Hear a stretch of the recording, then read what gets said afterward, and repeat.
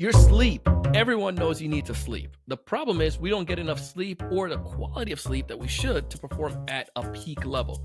On this episode, we're going to talk about why and how you go about ensuring that you get quality sleep to help you to perform at a top performer level. Oh, this is good.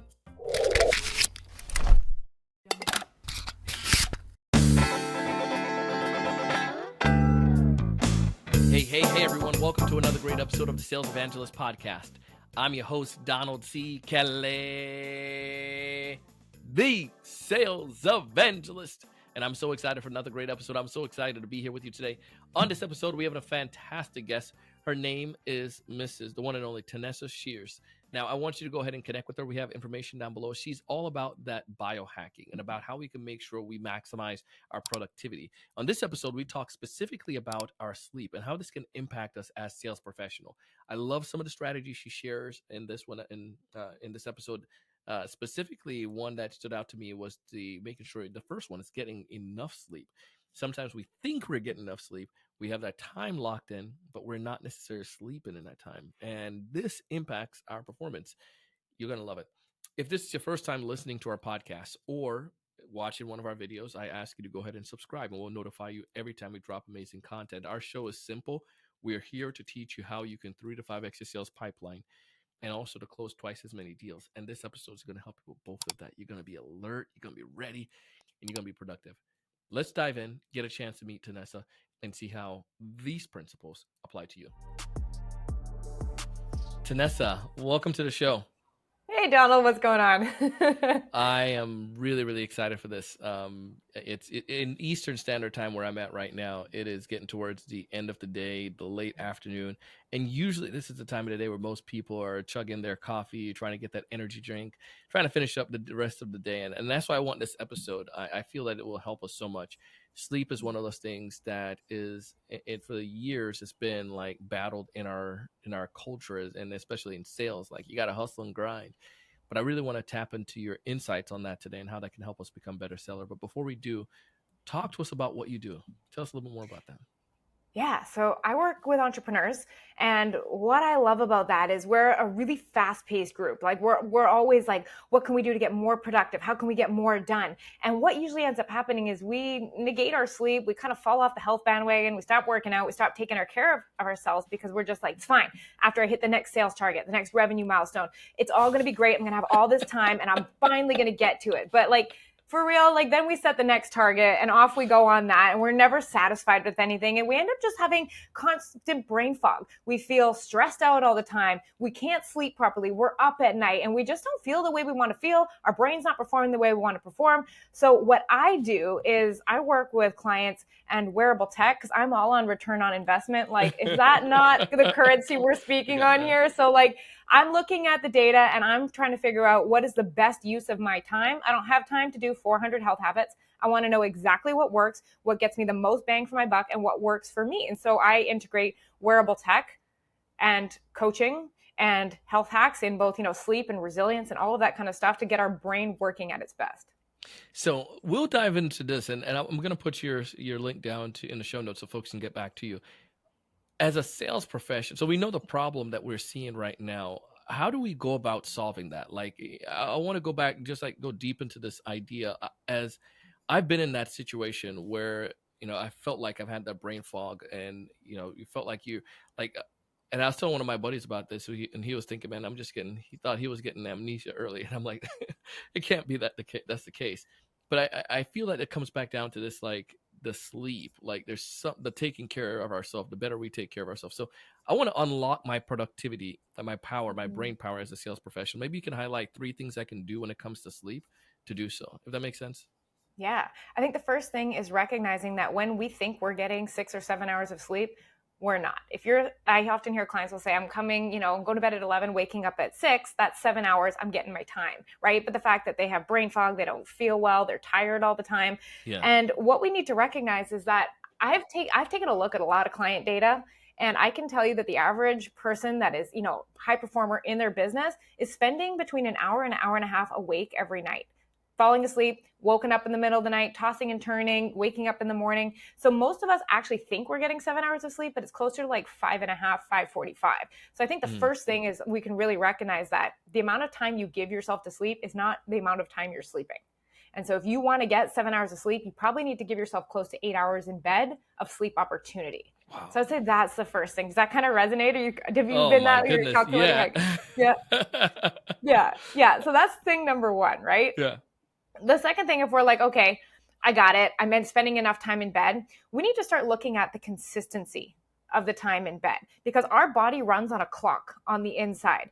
And that clock is responsible for, when we wake up, when we fall asleep, when our heart rate rises, when it falls. It basically governs so many systems in our body.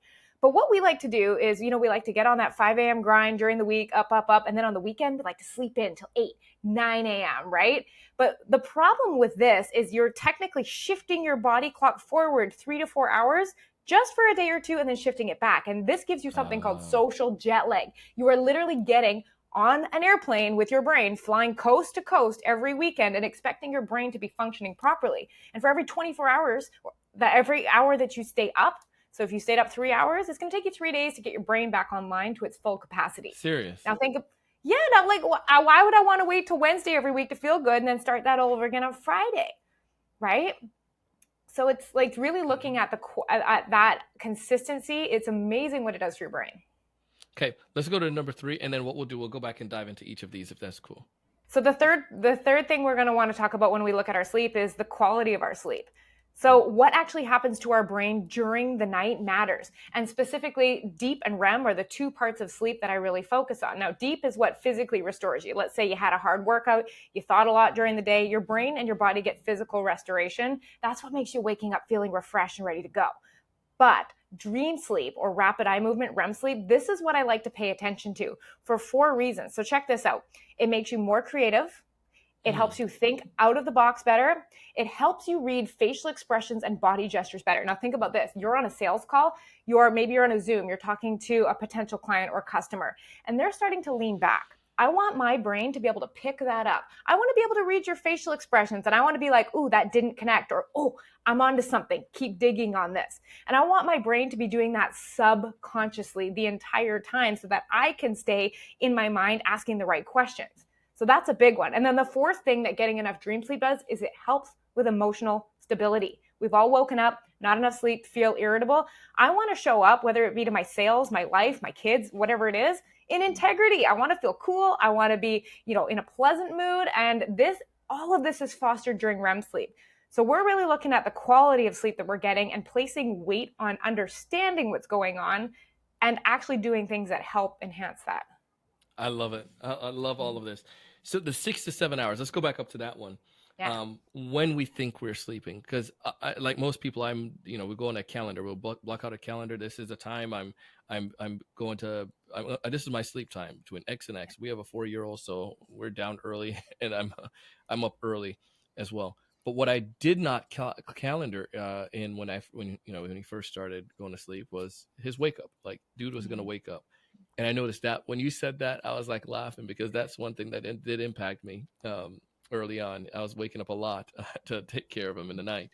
And then 2, the other side to that is the wind down, because unfortunately, my wife and I became one of those couples that she'll send me like 10 reels during the day.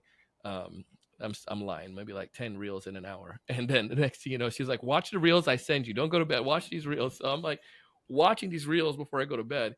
And my brain isn't like fully it's getting wired at that point. Can you talk to those two for a little bit there?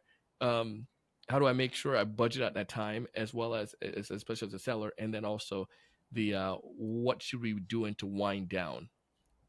Yeah, I always budget personally. Like, I think a solid hour before you want to turn lights out is a good time to stop with the information input. I like to think of it as like solitude. Like, nobody else's brains get input except for mine. I want to start just quieting it down because I think we spend our whole day as human doings. We're on calls, we're emails, we're following up, we're on social media, we're, all of these things, and we're doing all the time without ever a chance to be.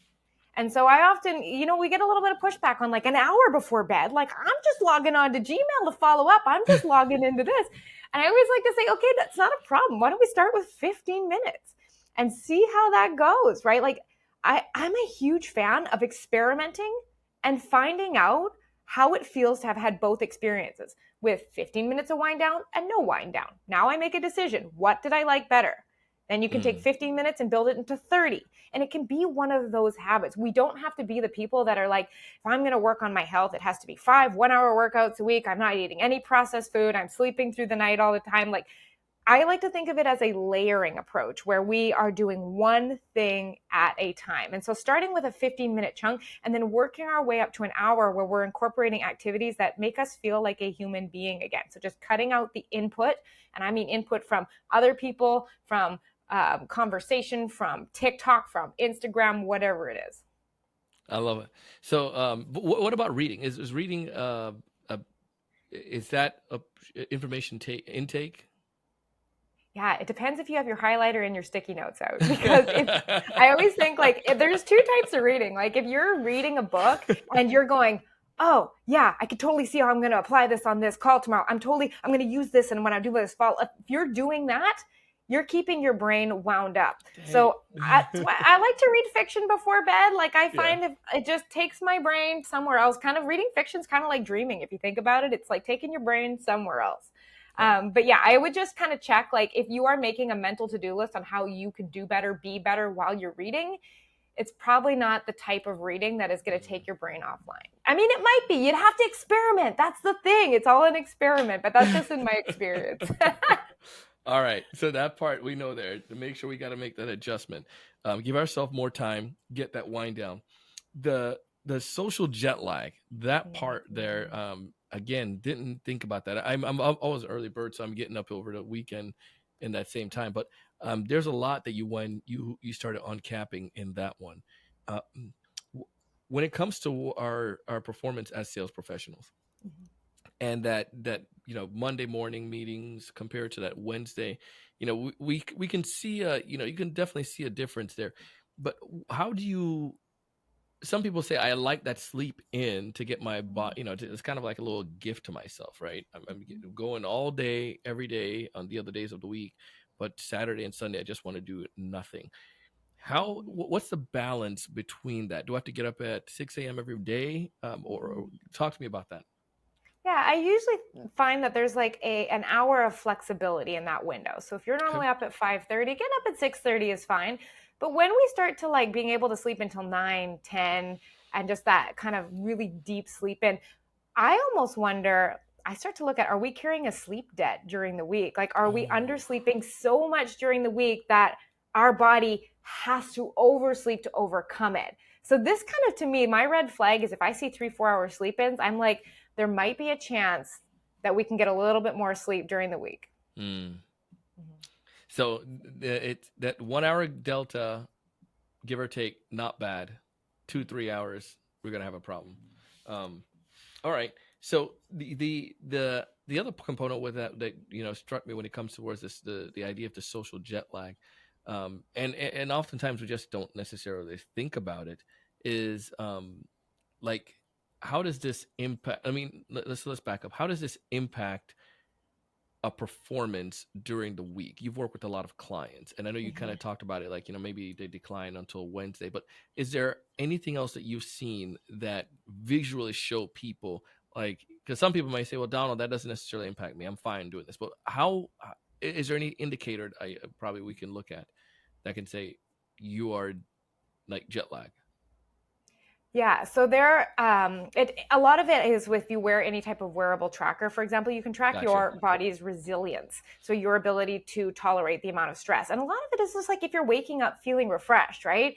And it comes down to those subjective things too. It's like if you've ever been on a sales call and you are just finding that your brain is spacing out mid-call and you're not able to stay focused, or you're not able to like solve or handle like the objection properly, and you're not quick as you want to be, you know what I mean? And you're just kind of like, okay, I can tell my brain isn't working as well. And so I do like to look at those things as well and be like, okay, is my brain working the way I need it to work? And the issue is with our brain, it does something called baseline resetting. And what that means is when we're consistently getting 6 hours of sleep, your brain adjusts normal cognitive function. So you look around, you're like, I feel fine. But it's actually downgraded in its ability to be clear, focused, and free of brain fog, but you're no longer noticing it anymore. And so you're not even aware of the level of cognitive impact until you go and have a nice long sleep. You get a really deep quality. You wake up on the weekend. You're like, I feel great. Why don't I feel like this during the week, right? We may or may not have all been there. Especially when you go on vacation and you're like, holy moly, that was a good night's sleep. Oh, you're telling me that vacation sleep doesn't have to be a one-time thing. I can do that consistently, essentially. Oh, absolutely. Absolutely. It's not only just the time that you're spent sleeping, but like how you're cueing your brain during the day and during the night to have a really good sleep, right? It's building that resilience within yourself so that you're not up at 3 or 4 a.m. reviewing your to-do list, wondering what to say next on that call. Like it's really just allowing your body to relax, to be unrushed, and to be present with what is. And we just think that that's something we'll get to later.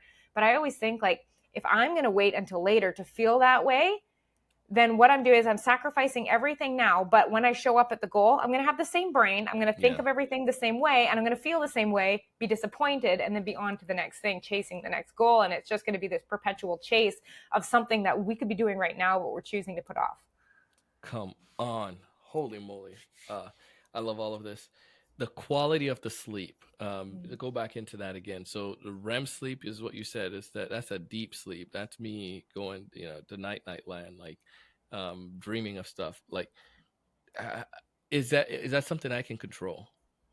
The amount of it? Absolutely. There are so many things that, like, when I look at a data set, for example, and I see someone is only getting 40 minutes a night of deep sleep, and the target is 60 minutes at minimum, or they're getting an hour of dream sleep and the target is 90 minutes at minimum. Like, there are directly things that we can go in and do. Like, I'll give you an example, because that dream sleep, that REM sleep, that was the one that has so many amazing benefits to how we show up every day, right? Like the clarity, the mood, the ability to read facial expressions and stuff like that. Well, check this out. There was a study where they gave 2 groups a reading material before bed. One group read on an iPad, so think screens and blue light, and one group read on a paper book, okay? The group that actually read on the iPad had suppressed REM sleep 2 to 3 nights after reading on an iPad. My goodness. Now think about that. Even if you're only doing the phone scroll, the doom scroll in bed every 2 to 3 nights, you're suppressing REM sleep consistently. And there's a whole bunch of things that we can look at that would affect your REM sleep and your deep sleep. Sometimes it's just knowing those little hacks and being able to be like, oh, if I do this, I will be a better version of me tomorrow. It makes it easier, at least for me, to start understanding like, oh, that makes sense. This I will do, instead of it just being a hack you saw on the internet. Oh, I like this. And as you were talking about that, I was going deeper. I remember in high school, I didn't have a phone. I mean, I had a phone in sophomore year. I got a phone, and it was that like Nokia brick phone. With the green screen? Playing Snake on that thing, right? Yeah. But you think about that, like even before that, like a sophomore year or even 8th grade, like you didn't have that.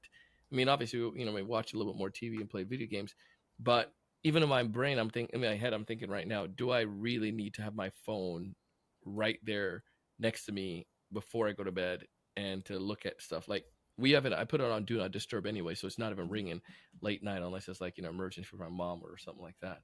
So it's like, I don't even necessarily need it, but I feel like as you were talking there, I can break that habit. And I think that's what it comes back down to for many of us. It's just a habit. We just have the phone, put the phone right there, and look at it, and that can mess us up. So I need more. All of us as sales professionals listen to this. We're like, we're going to get some more dream sleep now. Yeah, for sure. Right. I think a lot of it is why we pick up the screens before bed is because we want to zone out. We used our brains all day, right? We want that little bit of a break. But what I think actually happens is when that quiet time comes, all that chatter comes up of we're not doing enough. We should be doing more. What am I missing? And stuff like that. And that's really uncomfortable, right? And the screens kind of quiet that. They give us they dim all of that chatter. but unfortunately it's affecting our sleep. And what happens is REM sleep is suppressed. So you show up the next day unable to handle the stress of the day. You feel overwhelmed, you get behind, you scroll. It's like this cycle you get stuck in, right?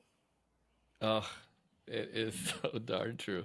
We've all been there. Every seller is on this call. They're like, "Yep, we've been there. I know exactly what you're talking about." You give us some tips, but let's go back to all of this. I won't be foggy, and I be easier. You mentioned this. Started talking about the story about how handling objections become easier because you're able to be more focused. Are there any more benefits that you've seen that can help a sales professional when she or he starts getting better sleep? Yeah, well, I think it comes to memory retention too, Mm. right? Like if you're part of it is, I think the biggest job we have is listening, right? Like listening to what we're saying, picking up on everything. And I want to be able to actually remember that. Like, have you ever been on a call where you're like, oh, what did they just say? Oh, Of what was their course. name? Like, and those are things that like they damage the rapport. Hmm. And on top of that, like I'm also a really big fan of having a lot of energy and showing Yes. up as someone people want to work with or buy from. Nobody wants to buy from someone who's drained and tired all the time. Like that's not fun. So I often feel like my clarity, my energy, my ability to deliver at a high level is what attracts the people that work with me because they're like, she's with it, she's energy. I want to be like that. I want to be around that. If I'm showing up here being like, I'm so exhausted, I barely slept last night. Like nobody wants to work with I me. So ain't trying to I'm work a with really you. just right. I'm just a really big fan of like I want to show up as with the energy of someone that I want to work with. Yeah. Right? Yeah. I don't see, I don't want my pilot to show up and saying I'm tired. Like, like I need to show my doctor to show up. I didn't get any sleep last night. Let's go do some surgery. Like, no. Right, right. Yeah. And even like that, like ability to solve problems. Think on your Shoot. feet. Like, you know, how to really feel like you're understanding where they're coming from. It's a problem solving thing, right? Like all of this is enhanced. I think we just think of sleep as like, I'll do it to get through to tomorrow, not recognizing like that this could be the foundation on which your entire sales career is built. That's like that there is probably the click to tweet for this episode. Love it. Oh my goodness, Tanessa, a lot of great insights here. If folks want to get in touch with you, to be able to consult with you, learn from you, how you can help them, what's the best way for them to go about doing so? Yeah, so I have put together something I call a playbook. It's called Okay. 12 Ways to Biohack Your Energy. It's the 12 hacks that I feel get the most bang for your buck, and they're to create those productive mornings and those really high energy days. So if you're like, I like some of these ideas, I wish they were all in one place, you can go to tanessashears.com/energy and download that there. Each hack is linked to a podcast episode on my show, Becoming Limitless, and it takes you super deep. But I don't gatekeep. You're going to learn exactly what to do, how to do, and how it'll affect you. And then you get to apply that and start noticing the benefits right away. But that's just a free playbook that you can go grab, links to go deeper on it all. Let's go. I love it. Listen, Tanessa, thank you so much for coming on the show today. Thanks for your insights, and I truly appreciate this. Yeah, thanks for having me, Donald. That was Tanessa Shears, and if you haven't done so already, go ahead and download that playbook she's given you. It is simple, good, and effective.